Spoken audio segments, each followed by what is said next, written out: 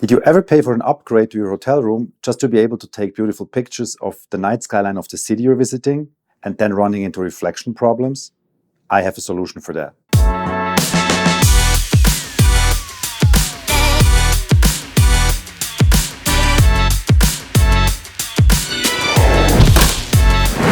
I came here to Las Vegas to the NAB show exhibition.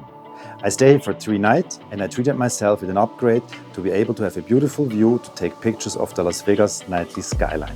They got me a beautiful room. It's more an apartment. It's enormous. I have 2 rooms, 2 baths. I'm here by myself. It's a little bit crazy. But I paid to have a beautiful view, and I have the beautiful view. I have several windows. The problem with the windows is I cannot open them. I will run into reflection problems when it's night out there. So I brought this beautiful accessory, which I have never tried out, and I'm going to show you how it works. It's elastic, you put it over the lens,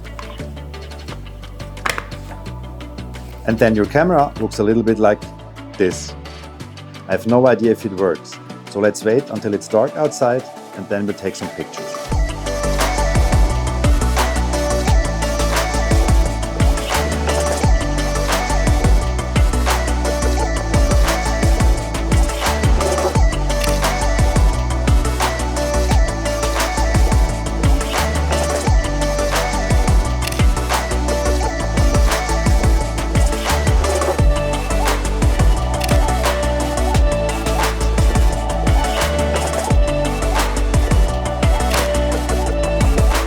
That worked pretty well.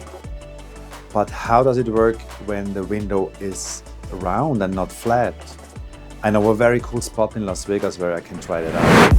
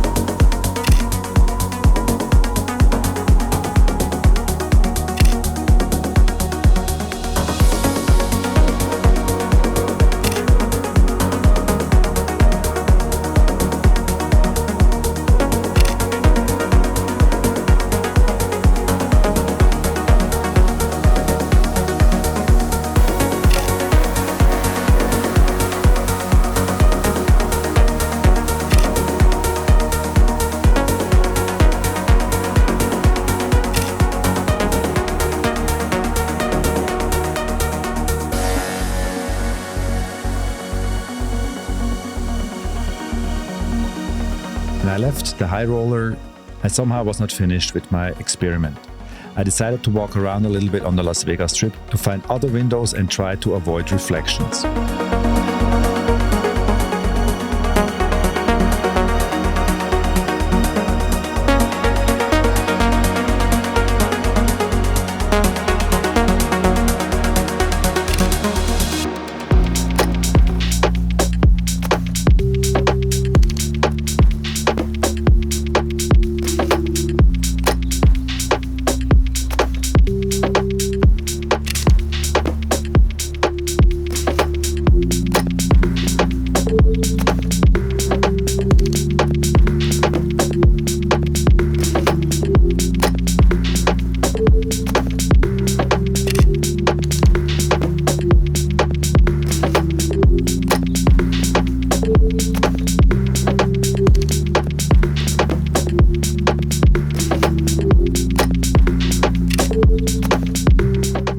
Now I'm back in studio and I like to go through some of the pictures I took to show you the results and talk a little bit about my experience with this I have actually no idea what's it called. I bought it on Amazon. They call it the original ULH Go Ultimate Lens Hood. Camera lens anti-reflection lens hood, lens skirt anti-reflection. I like that. DSL rubber lens hood. I will definitely not remember that name. It will always be the rubber thing I put over my lens to take pictures without any reflections. I did start out in the hotel room when we kind of had a magic hour, and you see there is absolutely no reflection.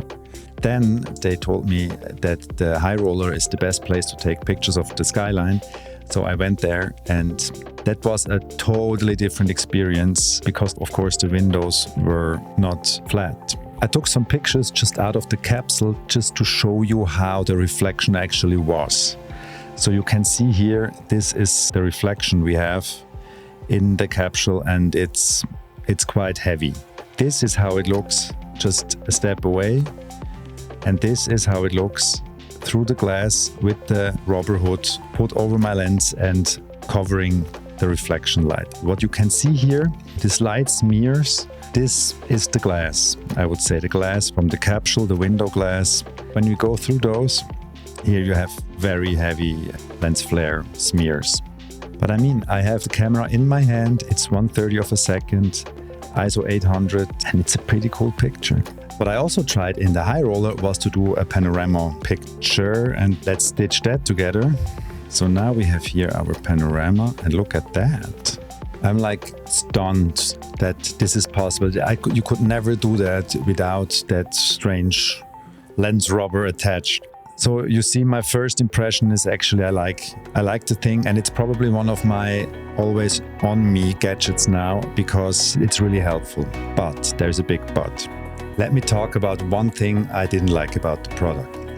After the high roller, I kept walking on the strip a little bit, and on the Las Vegas Strip you have those little bridges for pedestrians, and they have also glass. So if you want to take pictures of the street or from the hotels, from one of those actually really cool walkovers, there's also glass. So you also need this. And I kind of appreciated it more than the high roller because the windows was flat. The problem with those walkovers is that they are not in a 90 degrees angle to the street. They're a little bit like some degrees off.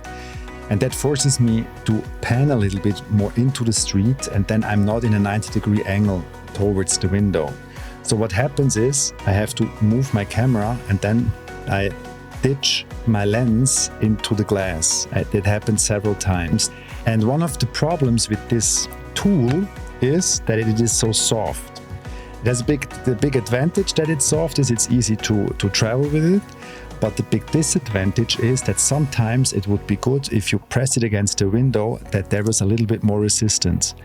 It's good, but you have to use your hands sometimes to block the light off, especially when you start panning. And then several times I ditched my lens. I have a filter on it, but several times I ditched my lens into the glass. So be careful with that. Nevertheless, it was a fantastic experience, and it is a fantastic tool. I can really recommend it, and it's gonna be in my bag from now on every day I leave the house, because I like to have reflections, but then it has to be an artistic decision. Otherwise, I hate reflections, and I hate spending time on my Photoshop to like remove those. So with this really cheap, affordable accessory, I can save hours of work. That's amazing. Do you also have a cool accessory like that in your bag that nobody knows about? Leave it in the comments, and I'm happy to try it out too. If you liked that video, please give me a thumbs up and consider subscribing. Stay curious. See you in the next video.